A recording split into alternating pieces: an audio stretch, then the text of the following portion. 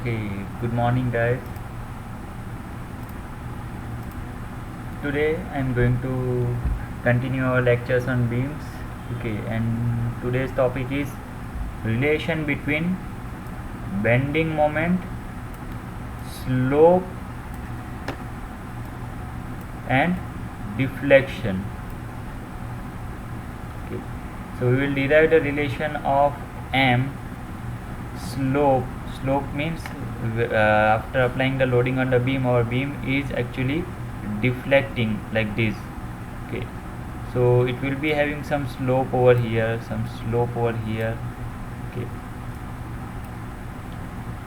so we will derive the relation between M and slope and deflection in y direction. Okay, originally our beam is like this. Okay, originally after applying load our beam is deflecting in this manner. Okay, so if we see in y direction, okay, this vertical direction is y direction.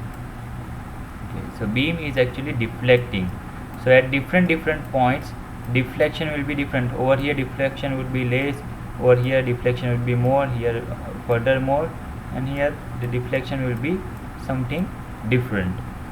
Okay, so here why we will denote as deflection of the beam. So how much a beam will deflect, okay, after applying a particular load.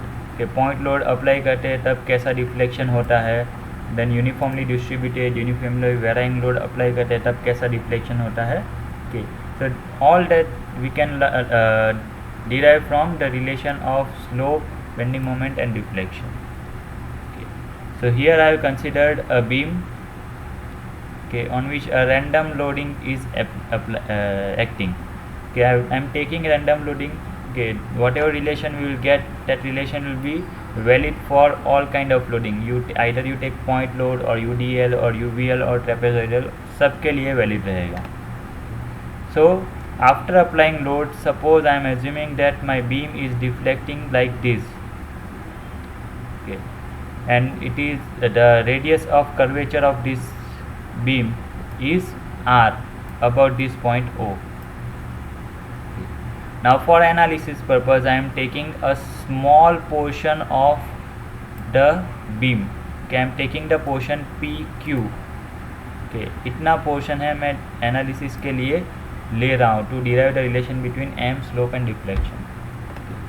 So it is enlarged over here. So actual curvature is this PQ. Okay, it is not a straight line but a curvature. ये curvature है, and about point O with radius R. Okay, so O to P is also R and O to Q is also R because it is radius. Okay, ये जो arc आपको दिख रहा है arc PQ. Okay, that is this radius. Okay, so I am taking the portion PQ. So in x direction I can say the length of this portion PQ in x direction is dx, and in y direction it is dy. Now if I assume that it is very small element, okay, where PQ is very small, so अगर ये बहुत ही छोटा होता है then I can assume it as a straight line.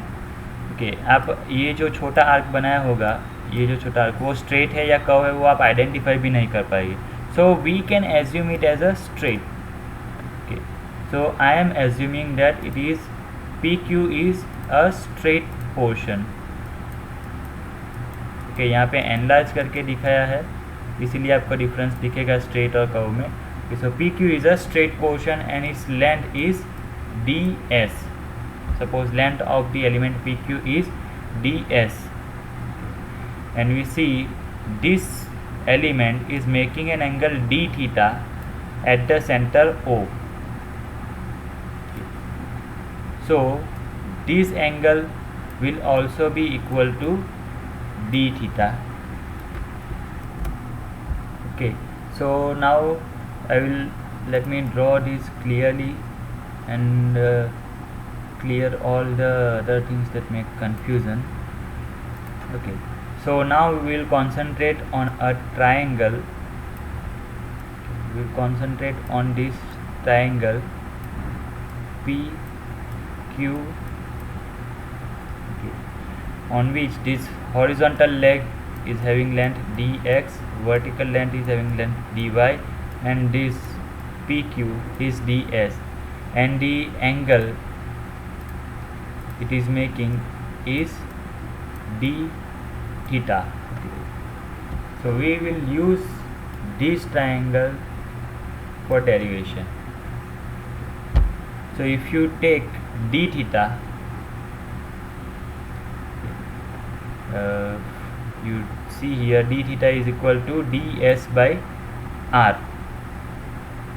Okay, now where this came from? Angle is equal to arc divided by radius, that relation. Okay, angle is equal to arc divided by radius, the relation that you have learned in preliminary. Okay, so d theta is equal to ds by r. Ds is this arc. As I cleared to you, this curvature is nearly equal to straight line, so ds is the arc and r is the radius of curvature.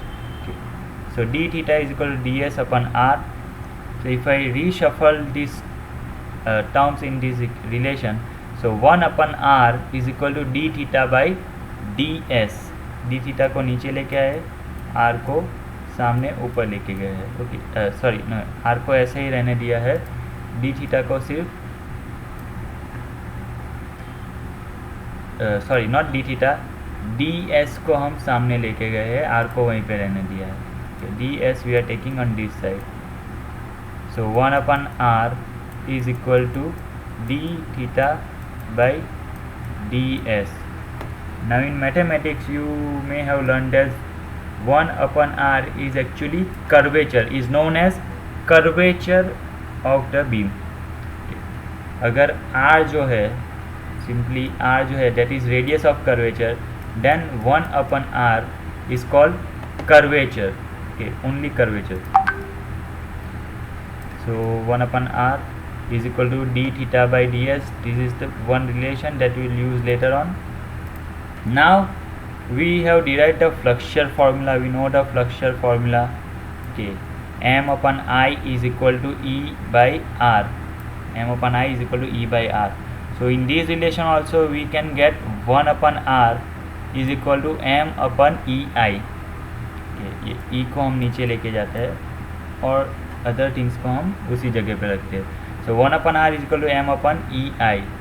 So you see in equation number 1 and equation number 2, common thing is 1 upon R. So we will equate this equation number 1 and 2.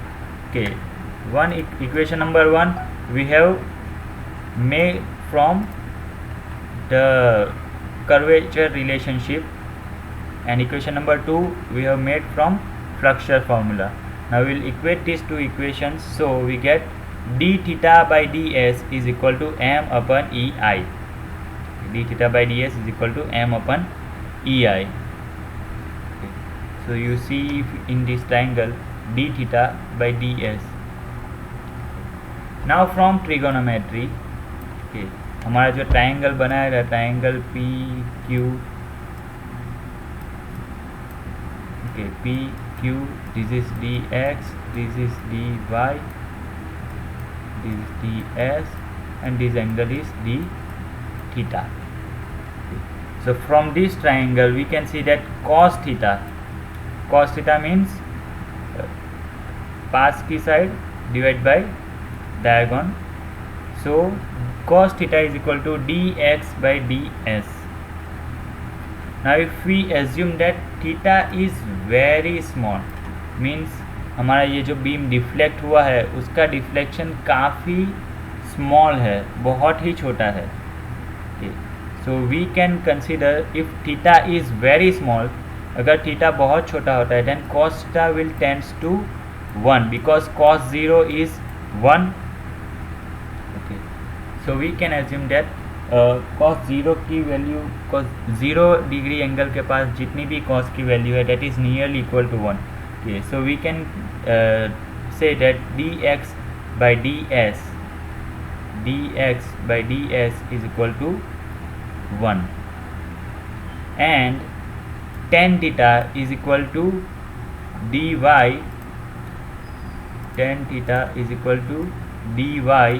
by dx. Okay. And if we consider that theta is very small, then tan theta would be nearly equal to theta, because what is tan theta? Tan theta is equal to sin theta by cos theta. Okay, if theta is very small, then cos theta will be 1 and sin theta will be theta. Okay, so theta by 1 is equal to theta. So dy by dx will be equal to theta. Now you see what is dy by dx. मैंने पिछले lecture में भी बताया था, D if this is X axis and this is Y axis. Okay, और एक line है वहाँ पे डी एक्स है एक्स डायरेक्शन में डिस्टेंस और वाई है वाई डायरेक्शन में distance, and D Y by D X is actually slope of this line or slope of this element, you can say. So dy by dx is equal to theta. If I differentiate this equation with respect to dx again, okay, so d square y by dx square is equal to d theta by dx. Okay, theta की जगह पे क्या आएगा? d theta by dx. Now this d theta by dx we will play a bit. Okay, we will multiply and divide this equation with ds. Okay, so we will multiply ds and divide ds. Okay, so this equation will be same. So d theta by ds multiplied by ds by dx. Now if you see dx by ds, okay, here ds by dx, it is equation number 4. You can say dx by ds is equal to 1 and d theta by ds. What is d theta by ds? You see d theta by ds, equation number 3, is equal to m upon ei. Okay, so d square y by dx square is equal to m upon ei. Now you see m upon ei, m upon ei क्या था? That was 1 upon r, और 1 upon r को क्या बोलते हैं? Curvature. So you can say d square y by dx square is also curvature of the beam. Okay, हमारा जो beam है उसका कर्वेचर है d square y by dx square. So now if I take the ei term on the other side, so I will get ei d square y by dx square is equal to m. So this is our final equation. Okay, or you can say relation between m and curvature.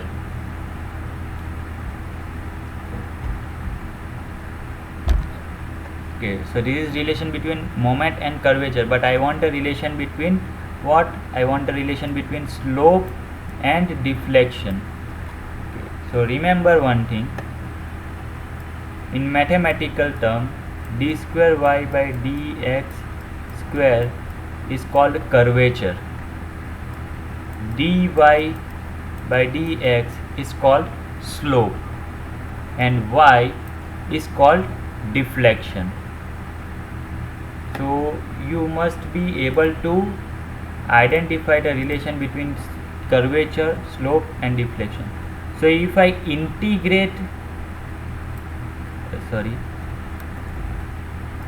if I integrate the equation of curvature, then I will get the equation of slope. अगर मैं इसको integrate करता हूँ and then I will get slope. If I integrate the slope, then I will get the deflection. Okay, so same thing we will do over here. So I will integrate the equation number 5 to get the slope, Okay, so in equation number 5, see what are the common things, what are the constant terms. So E is the material constant, I is the moment of inertia that depends on the cross section, that is not going to change, so it will be there as it is. Dy by dx is equal to here Ei will not be there, integration m multiplied by dx plus integration constant c1, that will be equation number 6. If I further integrate this equation,